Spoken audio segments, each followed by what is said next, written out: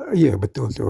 Kerajaan berjanji untuk mengekalkan harga minyak di Petropam RM1.99 bagi yang budi 95 ini. Mekanisme yang digunakan untuk kekal RM9.99 itu adalah subsidi yang menghampiri 3.2 bilion setiap bulan. Dan ramai yang tak tahu bahawa selain bersubsidi adalah kerana efisiennya rantaian bekalan gas dan minyak bukan saja di Semenanjung tetapi juga di Sabah Sarawak.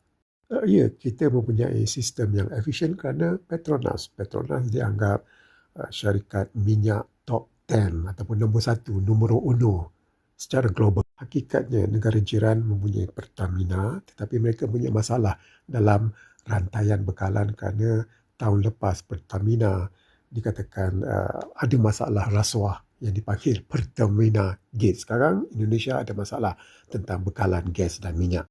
Isu Petros versus Petronas dan Kerajaan Sarawak mencabar kewujudan Petronas itu melalui PDA amat merisaukan. Apa akan terjadi kalau Petronas itu tidak boleh berfungsi kerana tiada PDA? Kerana Petronas wujud oleh sebab akta PDA itu.